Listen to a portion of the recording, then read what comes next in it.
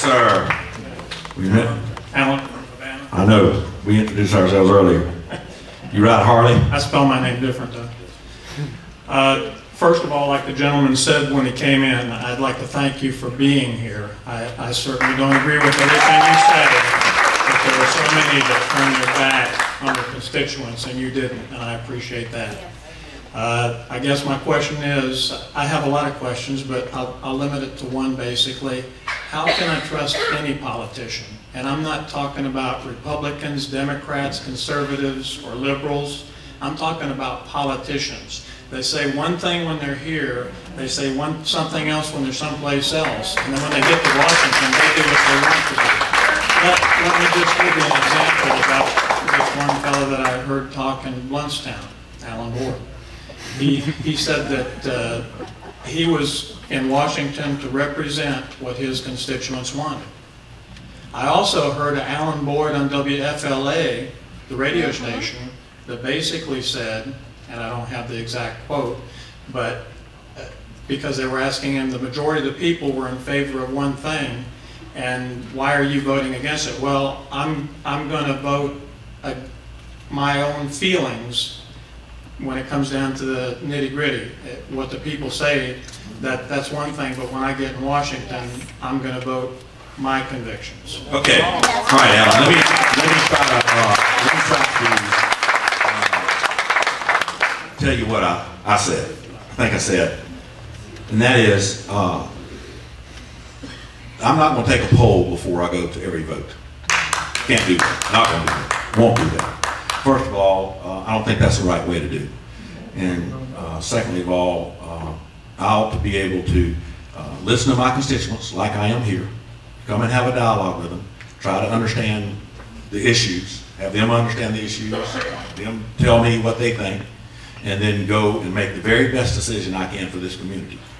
If more than half of them disagree with it, then I have the right to come out and talk to them about it and try to tell them my side and why I did what I did. Maybe something they don't understand, maybe something I don't understand, and we'll work through that. And then we have a 2-year contract. Every 2 years, we have a chance to renew that contract. And I appreciate what you've said and what you've been here, but I was not inconsistent with what I said on WFLA and in Blountstown. So I hope that clears it up. Well, it's like a typical politician, and I don't want to throw this at you because it starts at the top, and especially at the top where things get changed all the time, and depending who you're talking to or the point you want to make, you leave out some of the details and you tell part of it and not the other part. This has been pretty detailed here today. Well, I listened to your ads on the radio where you voted to reduce the deficit, and that all sounds good, but you're the same Alan Boyd that voted for the stimulus package was indebting us, our children and our grandchildren. I don't regret that. I voted in the stimulus package at a time when this economy was in a free fall and sinking very quickly.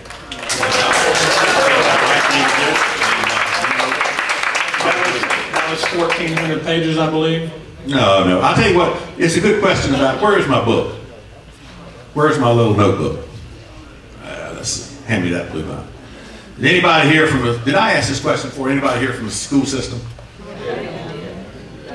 He left.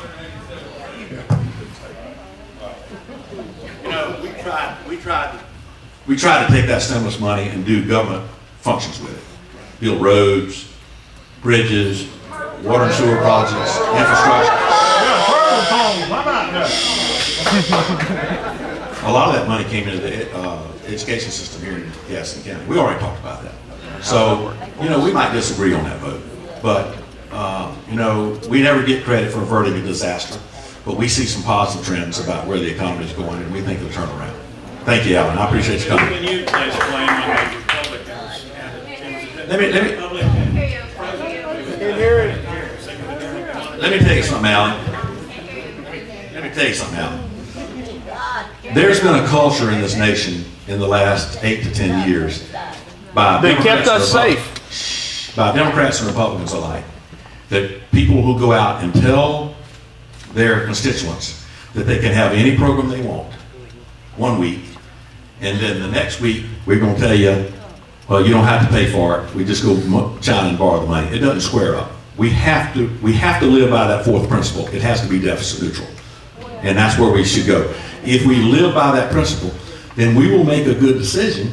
If it's a good enough program for us to pay for, we'll do it. If it's not, we won't. I think that's the principle we ought to live by. Thank you. Thank you for being here, and thank you for showing up. Thank you, Alan. Appreciate it. Yes, ma'am.